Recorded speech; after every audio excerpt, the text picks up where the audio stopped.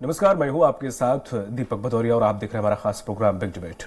दलों के लिए चुनाव अग्नि परीक्षा से कम नहीं होता है। यही कारण है कि दोनों ही दलों में टिकट चयन करने में पसीने छूट रहे हैं। कुछ इसी तरह इस परीक्षा से जूझ रही मध्य प्रदेश कांग्रेस में विधानसभा चुनाव के लिए कांग्रेस ने गुरुवार देर रात 88 प्रत्याशियों की दूसरी सूची अपनी जारी कर दी। कांग्रेस ने सूची जारी क्या की कि टिकट कटने से नाराज दावेदारों ने विरोध तेज कर दिया है। आज चर्चा इसी मुद्दे को लेकर सबसे पहले देख लेते हैं रिपोर्ट। एमपी में सत्ता का काउंटडाउन शुरू हो चुका है। बीजेपी और कांग्रेस दोनों ही दल अपनी अपनी तैयारियों में जुटे हुए हैं। जहां कांग्रेस ने लगभग सभी सीटों पर प्रत्याशियों के नाम के ऐलान के साथ बीजेपी से बढ़त बढ़ा ली है, तो वहीं बीजेपी ने अभी तक पत्ते नहीं खोले हैं। कांग्रेस ने अब तक 230 में से 229 प्रत्याशियों को मैदान में उतार दिया है। बैतूल जिले के आमला सीट पर कांग्रेस ने प्रत्याशी की घोषणा नहीं की है। पार्टी यहां से डिप्टी कलेक्टर निशा बांगरे को प्रत्याशी बना सकती है। बांगरे का इस्तीफा मंजूर नहीं होने से मामला कोर्ट में है। गुरुवार देर रात तक प्रत्याशियों की टिकट बदलने के साथ कांग्रेस ने 88 नाम की दूसरी सूची में घोषणा कर दी है। इसके बाद कई जगह बगावत शुरू हो गई है। टिकट कटने से नाराज दावेदारों ने जावरा, बुरहानपुर, रीवा, सिवनी, मालवा, सेमरिया में विरोध प्रदर्शन किया। यहाँ कांग्रेस कार्यालय के सामने पुतला दहन किया गया। कार्यकर्ताओं के बगावती तेवर से कांग्रेस को चुनाव में नुकसान हो सकता है। मध्य प्रदेश महिला कांग्रेस की उपाध्यक्ष कविता पांडे ने दूसरी सूची आ जाने के बाद पार्टी के सभी पदों से इस्तीफा दे दिया है। कविता पांडे ने सोशल मीडिया पर पोस्ट डालकर लिखा कि कांग्रेस पार्टी के सभी पदों से अपने आप को मुक्त करती हूँ, धन्यवाद। कविता पांडे रीवा से टिकट की दावेदारी कर रही थी। रीवा शहर से पार्टी ने राजेंद्र शर्मा को टिकट दिया है। कांग्रेस की दूसरी सूची आ जाने के बाद कार्यकर्ताओं ने रात में ही जावरा में कांग्रेस प्रत्याशी हिम्मत श्रीमाल का पुतला फूंका। यहाँ से वीरेंद्र सोलंकी और डीपी धाकड़ दावेदारी कर रहे थे। कांग्रेस कार्यकर्ताओं ने नारेबाजी कर शीर्ष नेतृत्व से टिकट बदलने की मांग की है।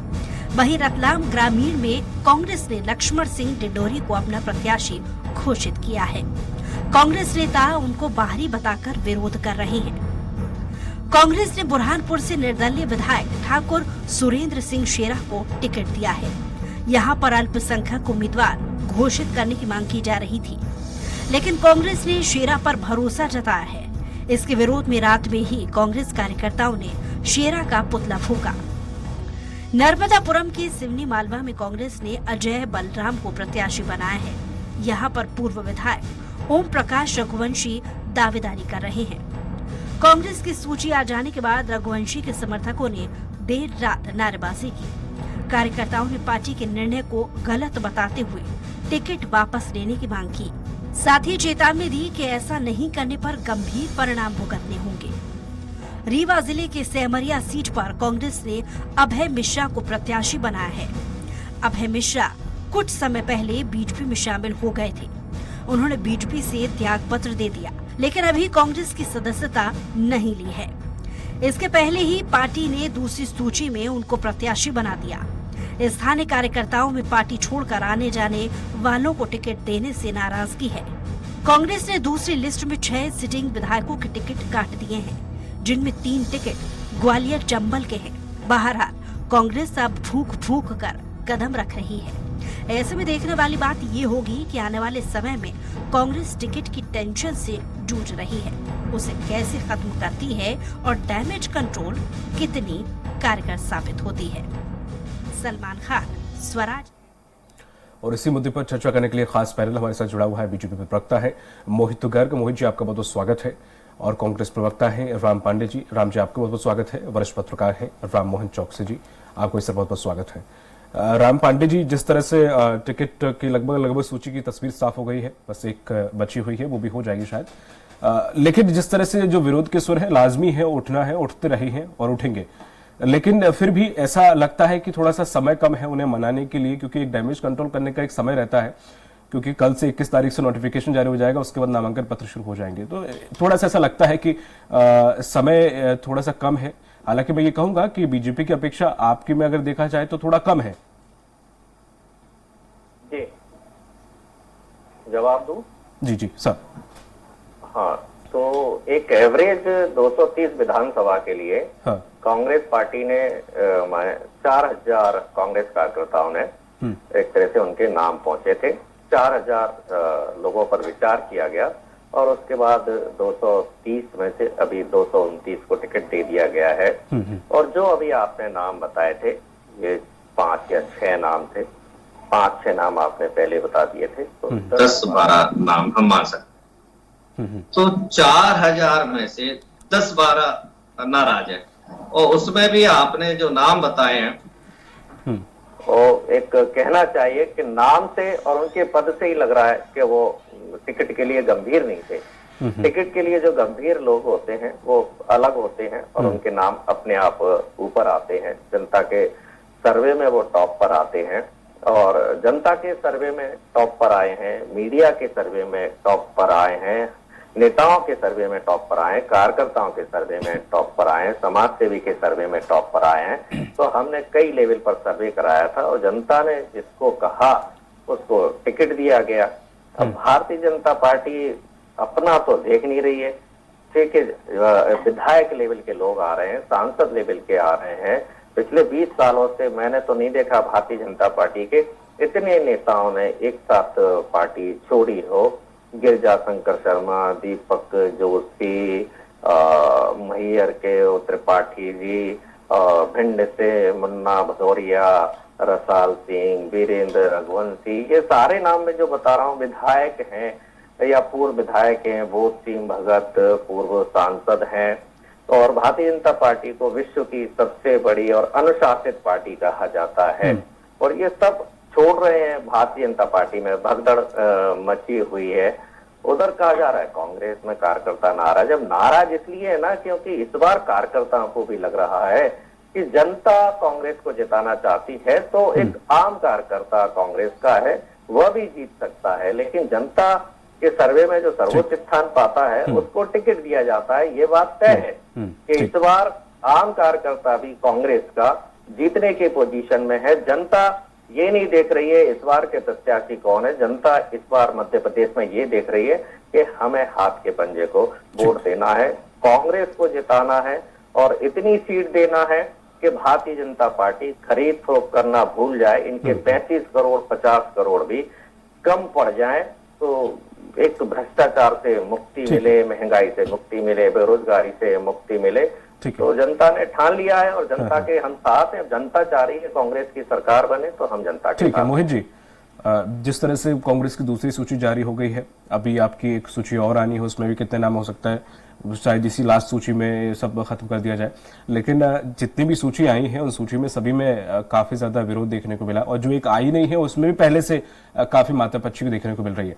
क्या आपको नहीं लगता कि जो पहले से जो कांग्रेस ने फंडा अपनाया, जो पहले से व्यवस्थित उन्हें छेड़ा ना जाए, एक दो को जहां है कुछ आए हैं भूले भटके या कुछ पहले से जो भी उनका सर्वे रहा हो उन्होंने वो बदले, ज्यादा छेड़छाड़ नहीं की, तो ऐसा नहीं लगता कि आपके में ज्यादा कुछ नुकसान हो सकता है? पूछ रहे हैं जी मोहित जी। जी हाँ, थोड़ा ऑडियो वीक था। जी जी। जैसा राम जी ने कहा कि पार्टी में सब कुछ ठीक है, अगर पार्टी में सब कुछ ठीक है तो आदरणीय कमलनाथ जी ने सबके सामने क्यों कहा कि अगर आपको कोई परेशानी है तो दिग्विजय सिंह जी के कपड़े फाड़िए, जयवर्धन जी के कपड़े फाड़िए। उसके जवाब में उन्होंने कहा कि नहीं भाई, टिकट पे उनके साइन होते हैं, बी फॉर्म पे उनके साइन होते हैं, उनके कपड़े फाड़िए। अब देखिए, आज ही बैरसिया में कांग्रेस के कार्यकर्ताओं ने कपड़ा फाड़ के प्रदर्शन किया। तो ये जो नई बड़ी पार्टी कांग्रेस ने विद इन दी पार्टी चालू की है, उसका आज से शुभारंभ हो चुका। और उसके शुभारंभ के बाद अब ये चीज आपको आगे बढ़ती दिखती चली जाएगी। अगर आपने, जैसा राम जी ने कहा कि इनके सर्वे में जो सर्वोच्च स्थान पर आया उसको उन्होंने टिकट दी, बिल्कुल देना चाहिए। तो फिर आपने टिकट क्यों बदली? अब टिकट बदली तो वहां पर विरोध के साथ आना अब लाजमी है। अगर आपका सर्वे पहले से था तो क्या आपसे स्पेलिंग मिस्टेक हो गई या लिखने में गलती हो गई जो आपने 3 टिकट बदली? और जब हमारी सूची बहुत पहले आई थी तो इन्होंने डंके की चोट पे कहा था इन्होंने सूची तो जारी कर दी तो नाम बदलते रहेंगे। तो हमारी तो 4 सूची में तक कोई नाम नहीं बदला। और जहां तक अनुशासन की बात है, अनुशासन की परंपरा से तो कांग्रेस वो सीट इतनी बड़ी सीट है क्या? जो मुख्य सीटें जिनसे आपका कड़ा मुकाबला है, चाहे वो दिमिनी सीट ले लो चाहे सीधी सीट ले लो, वहां तो उन्होंने कुछ ऐसे बदलाव नहीं किया। वो मुझे नहीं लगता कि इतना उस सीट के बारे में डिस्कस करना अहम हो जाता है, आपको नहीं लगता? ठीक है, देखिए, एक इंपॉर्टेंट सीट है बुधनी, जहां से आदरणीय शिवराज जी चुनाव लड़ रहे हैं। आज कल की घटना बताता हूँ जब कांग्रेस के कार्यकर्ता जो स्थानीय कार्यकर्ता हैं उन्होंने कमलनाथ जी से मुलाकात की, उन्होंने कहा था आपने बाहरी आदमी को क्यों टिकट दे दी, तो वो तो मुंबई में रहते हैं, फिल्म एक्टर है, नेचुरल तौर पे मुंबई में रहेंगे। समझ गया। तो उन्होंने कहा देखिए मुझे इससे मतलब नहीं, मैं नहीं जानता, आप सुरजेवाला जी से मिलिए, सुरजेवाला से बात करिए। अब सुरजेवाला जी से बात करने में दिक्कत ये है कि चूंकि इन्होंने परंपरा चालू कर दी, तो ऐसा नहीं कि सुरजेवाला जी वहां कुछ गलत हो जाए, कुछ कपड़े टाइप का कुछ मामला वहां पर हो जाए। तो अब तो ये स्थिति है कि जो इनके नेता मध्य प्रदेश आएंगे या जो मध्य प्रदेश के नेता है वो जहां पर इस तरह का विवाद है, जहां पर असंतोष है, वहां जाने से बचेंगे कि ऐसा नहीं हो परिपाटी का पालन उनके साथ हो जाए। तो अब सबसे पहले इनको इस कपड़ा फाड़ प्रतियोगिता से जीतने की आवश्यकता पड़ेगी, उसके बाद चुनाव लड़ेंगे। फिर जहां तक अभी तो पार्टी के अंदर शुरू हुआ है, जो इनके नेशनल लेवल पर घटक दल है, कल क्या हुआ, अखिलेश जी ने क्या बोला कि हमको धोखे में रखा, उन्होंने अपनी सूची जारी कर दी। तो जहां पर और हम गठबंधन से बाहर निकल जाएंगे, जहां पर ये गठबंधन में होने की बात करते हैं, ऑलरेडी ये आपसे जूझ रहे थे, आम आदमी पार्टी ऑलरेडी खड़े इनके सामने, अब एक और नया इनका घटक दल आ गया।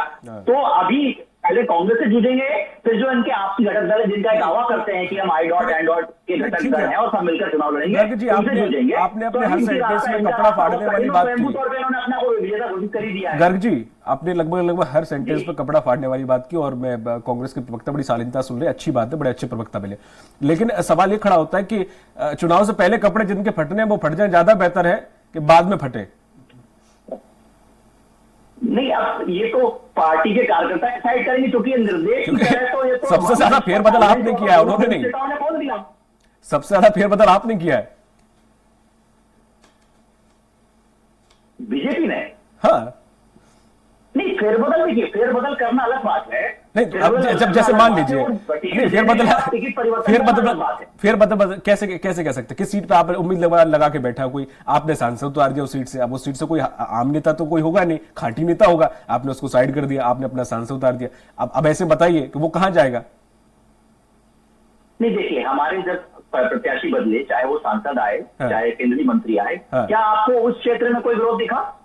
क्या किसी भी कार्यकर्ता ने विरोध किया कि आप इनको बाहर से, क्योंकि बाहर से नहीं है, वो उसी क्षेत्र के निवासी हैं, उसी क्षेत्र से सांसद हैं, तो उस क्षेत्र का सांसद वहां के विधायक का चुनाव तो नहीं सकता है, क्योंकि विधायक का उस क्षेत्र से सांसद चुनाव हो सकता है, तो क्या सांसद नहीं कर सकता? ये तो कोई संवैधानिक बंधन नहीं है। जिसका काटा उसका छोड़िए, जिसको दिया गया उसने तक मुंह बनाया लेकिन कुछ मुंह से नहीं निकाला, वो बात अलग है। क्योंकि वो उम्मीद नहीं कर रहे थे कि उनको पार्टी आदेश देगी, पार्टी ने आदेश दिया, उन्होंने सर पार्टी ने आदेश दिया उसका, जैसे कैलाश जी को, प्रहलाद जी को, नरेंद्र सिंह जी को, उन्होंने तुरंत उसका पालन करते हुए तुरंत क्षेत्र में ऑप्शन नहीं ना सर, और ऑप्शन नहीं है जी, ऑप्शन ही नहीं है, पालन तो करना पड़ेगा। यही फर्क है कांग्रेस और भाजपा में, यहाँ अनुशासन है, आपको पार्टी ने निर्देश दिया, आप उसका पालन कर रहे हैं। इसी तो लोकतंत्र भी कह सकते हैं। नेता पार्टी को आदेश देते हैं कि हम ये करने वाले हैं, ठीक है, हम ये करने जा रहे हैं। गर्ग जी मैं आऊंगा, समय चूंकि समय से निर्धारित है, मैं आपके पास आऊंगा, हमारे साथ वरिष्ठ पत्रकार भी है सर। जिस तरह से बागियों की अगर बात करें, कोई भी बागी है बहुत बहुत अहम रोल प्ले करता है किसी भी चीज में। अब जैसे कांग्रेस का है, तो कांग्रेस का कोई बागी बनता है तो जाहिर सी बात है वो कांग्रेस के वोट तोड़ेगा ना कि बीजेपी के। तो जाहिर है कि बीजेपी का अगर कोई बागी हुआ तो बीजेपी के वोट तोड़ेगा, तो बागी जिसमें ज्यादा है जाहिर सी बात है वोट उसके ज्यादा टूटने वाले इस बार। देखिए भदौरिया जी, क्या है कि चाहे कांग्रेस हो चाहे भाजपा हो, दोनों पार्टी में आपने और हमने बहुत सारे चुनाव देखे अभी तक। हाँ। और हमने मतदान का, जब से हमको अधिकार मिला, हमने मतदान भी किए हैं। हाँ जी। तो हर चुनाव में, चाहे वो लोकसभा का चुनाव हो चाहे विधानसभा का चुनाव हो, उस चुनाव में बगावत करने का जो कार्यकर्ताओं का जो मौका मिलता है वो इसलिए मिलता है कि दोनों पार्टी इस बात से अछूती नहीं है कि जो पैराशूट वाले जो नेता होते हैं, वो नेता यदि उतार जाते हैं तो जो वर्षों से जो दरी बिछाने से लेके इस कद तक आए हैं, मंडल का अध्यक्ष है या कहीं अपने ब्लॉक का अध्यक्ष है, उसको जब मौका नहीं मिलता तब ये बगावत शुरू होती है। हम भोपाल के बारे में भी बात कर सकते हैं। बिल्कुल। बैरेसिया क्षेत्र में राम बाबू मेहर पिछले 3 महीने से अपने वो कर रहे थे, तैयारी कर रहे थे, वो बेचारे वहां पर लगे हुए थे। 2 बार पहले वो प्रयास कर चुके थे, उस आदमी का टिकट काट के वो कोई महिला को, जय श्री किरण को दे दिया। तो ऐसे लोगों के कारण ही ये बगावत के शुरू उठते हैं, और बगावत के जब शुरू उठते हैं तो उसमें आप ये देख लीजिए कि ये किस पार्टी में कितनी क्षमता है कि वो अपने कार्यकर्ताओं को, जो कैडर बेस्ड कार्यकर्ता है, उनको कितना मना पाते हैं, कितना उनको व्हाट नेचुरल, जैसे कि आपने कहा कि जब उनको टिकट नहीं मिलेगा तो वो नुकसान उस पार्टी का नहीं करेंगे जो उसके विरोध में है, वो नुकसान उसी पार्टी को करेंगे जिस पार्टी ने उसका टिकट काट दिया। जाहिर है। अब जैसे राम पांडे जी, अभी हाल ही में मैं आपको बता दूं कि जिस तरह जो ग्वालियर चंबा संभाग सोमाली, वहाँ पे सोमाली करके जो सीट है, वहाँ के जो प्रतिनिधि थे आपके, जो कह रहे हैं कि पहले हमारे पास केस नहीं थे, पहले बोले 2 चुनाव में कि केस लगे ऊपर, अब केस हटवा दिए हमने, तो अब कह रहे हैं कि नहीं, फिर भी चुनाव में नई टिकट दी। तो ऐसे करके अजब सिंह कुशवाहा नाम है उनका, तो वो तो बड़े खिलाफत बोल रहे हैं कि मुरैना में पूरी 6 सीटें हैं, आप जीत के दिखा दो कांग्रेस 6 सीटें। तो ये तो बहुत बड़ी बात हो जाती है एक तरीके से। अंतर सिंह दरबार भी उधर वो ताल ठोक रहे हैं, वो भी बड़े नेता माने जाते हैं, हालांकि वो उस सीट पे 2 बार के विधायक भी रहे, फिर भी उनका टिकट काट दिया गया। बीजेपी से जो शामिल हुए उन्हें टिकट दे दिया गया। ऐसा नहीं लगता कि थोड़ा सा कहीं ना कहीं चूक होती है, या फिर वो जो भी आपकी वो समीकरण, मैं इसमें उंगली नहीं उठाऊंगा, लेकिन फिर भी नहीं, कोई चूक नहीं हुई है और सभी टिकट सही दिए गए, सर्वे के आधार पर दिए गए। जिस नंबर 1 पर जो आया उसको टिकट दिया गया है। और जैसा कि कैलाश विजयवर्गीय ने कहा कि मेरा तो मन ही नहीं था। दिल्ली विधानसभा से नरेंद्र सिंह तोमर जी चुनाव लड़ रहे हैं, वहां कई जो भारतीय जनता पार्टी से टिकट चाहते थे, उन्होंने नरेंद्र सिंह तोमर जी को आवेदन दिया। और नरेंद्र सिंह तोमर जी को उन्होंने कहा कि भाई हमें टिकट दे दो। अब नरेंद्र सिंह तोमर जी खुद ही लेकर आ गए। अब ये भारतीय जनता पार्टी के कार्यकर्ता का अपमान नहीं है कि जिसके पास लाइन में लगकर टिकट मांगे जा रहे हैं और वो अपने लिए टिकट लेकर आ गया। तो ये सीधा सा दिख रहा है ना कि कांग्रेस में लोकतंत्र है और भारतीय जनता पार्टी में जो टिकट आ रहा है वो दिल्ली से आ रहा है। क्योंकि यदि लोकतंत्र होता भारतीय जनता पार्टी में तो नरेंद्र सिंह तोमर जी और कैलाश विजयवर्गीय जैसे लोगों को टिकट नहीं मिलता, ना इनकी इच्छा थी और ना ये जनता इनको चाहती थी, और ये स्वयं बोल भी चुके हैं। तो इस तरह से हमने जो टिकट दिए सारे सर्वे के आधार पर दिए। और हाँ, एक बहुत बड़ी बात है कि जब भारतीय जनता पार्टी की पहली सूची आई थी 39 उसमें नाम थे, तो भारतीय जनता पार्टी ने पूरा देश स्तर पर उठा लिया था कि हमारी सूची आ गई, हमारी सूची आ गई, कांग्रेस की सूची नहीं आई है। अब इनकी जितनी सूची 4 बार में आई थी उतनी तो हमारी 1 बार में ही आ गई, उससे ज्यादा आ गई। 230 में से 229 कर दिए। इनके अभी आधे टिकट नहीं आए, 136 शायद अभी इनके टिकट आए हुए हैं, 94 टिकट नहीं आए हुए हैं। तो अब ये कह रहे थे कि हमने पहले टिकट दे दिए हैं तो हम जीतेंगे। अब इसका मतलब कांग्रेस ने दे दिए हैं पहले टिकट तो कांग्रेस जीतेगी। वैसे इन्होंने जो पहली बार जो फिगर दिया था 39 लोगों की इन्होंने सूची जाहिर की थी, वो सही की थी। ये इनका फिगर 230 में से 39 से आगे नहीं बढ़ेगा, उससे ज्यादा ये सीटें नहीं जीतेंगे। और कांग्रेस ने 144 दी है पहली सूची में, तो कांग्रेस की शुरुआत 144 से होगी और वो आगे कितनी भी जा सकती है। और ठीक है, जो भी है पार्टी के समर्पित कार्यकर्ताओं को टिकट दिया गया है। और सबसे बड़ी बात क्या होती है मैं आपको बता दूं, जनता इस बार कांग्रेस को जनता वोट देना चाहती है। कांग्रेस के विरोध में यदि कांग्रेस का कोई भी कार्यकर्ता बोलेगा जनता नहीं मानेगी। जनता केवल कांग्रेस को देने के मूड में है, चाहे वो कांग्रेस कार्यकर्ता हो चाहे बीजेपी का कार्यकर्ता हो। पांडे जी, एक सवाल और है आपसे, क्योंकि अभी जितने भी सर्वे हुए हैं उन सब में लगभग बराबर दिखा रहे हैं, तो किसी में कांग्रेस थोड़ा सा ज्यादा है, किसी में बीजेपी कम है। और जो विशेषज्ञ है उनका भी ये मामला है कि हो सकता है बीच में टक्कर कहीं ना कहीं बीच कड़ी होने वाली है। तो ऐसे में आपने जो प्रतिनिधि चुने हैं वो पिछली बार की तो नहीं, पार्टी दल बदल तो नहीं करेंगे, इसका भी ध्यान रखा गया है क्या? जी बिल्कुल, इसका ध्यान जनता ने रखा है। हाँ। जनता बहुत जागरूक हो चुकी है, क्योंकि कर्नाटक में भी लोगों ने दल बदला था। हाँ। कर्नाटक में भी खरीद फरोख्त की सरकार बनी थी, तो कर्नाटक की जनता ने कहा कि 1 साइडेड मैंडेट देना है। यदि कम कर देते हैं तो भारतीय जनता पार्टी अपने सूटकेस खोल देती है। इसलिए अब जनता जहां भी मैंडेट दे रही है भारतीय जनता पार्टी के विरोध में 1 साइडेड दे रही है। और जनता मुझे सुन रही है। मैं जनता को बोलना चाहता हूं कि कांग्रेस को कम से कम 200 सीटें दे, जिससे भारतीय जनता पार्टी ये खरीद फरोख्त की राजनीति बंद कर दे। लोकतंत्र की ये हत्या है, लोकतंत्र का अपमान है। आप लोग वोट देते हैं और ये आपके वोट का अपमान करते हैं, और ये 50 करोड़ 35 करोड़ में विधायक करते हैं, ये आपका अपमान करते हैं। तो मेरा जनता से अनुरोध है कि कांग्रेस को ज्यादा से ज्यादा सीटें दे और भारतीय जनता पार्टी लोकतंत्र की हत्या करती है सबक सिखाने का काम करे। और इस बार मध्य प्रदेश में हाथ का पंजा बहुत बड़ा सिंबल है, जनता आपके पंजे को देखेगी प्रत्याशी से ज्यादा। ठीक है। प्रत्याशी को बाद में देखेगी, पहले ये देखेगी कि चुनाव चिन्ह आपके पंजे ठीक है को। पांडे जी, मैं गर्ग जी के पास आऊंगा, समय थोड़ा सा हो चला है उसकी ओर। गर्ग जी, जिस तरह से देखा जाए, हाँ ये सही बात है, उन्होंने बड़ी एक अच्छी बात कही कि आप लोग बार बार लगे थे कि सूची कहाँ है सूची। अब ये बेताबी क्यों थी ये अलग विषय है, क्योंकि मेरी नजर से अलग है और आपकी नजर से अलग है। तो अब ऐसे में आपकी जो सूची हुई इतनी लेट और इतने कम कम नामों की सूची आई, तो कहीं ना कहीं अखंडता वहां पे थोड़ी सी नजर आ रही है और उनकी एकरूपता नजर आ रही है अगर देखा जाए तो। अगर ये तो आपकी कैडर बेस्ड पार्टी है, अब आप ही ने कहा वो चू से चाह नहीं करता हमारे यहाँ, तो जब चू से चाह नहीं करता है तो फिर तो जल्दी से लिस्ट निकाल देनी चाहिए थी अब तक। इतना मंथन क्यों आखिर?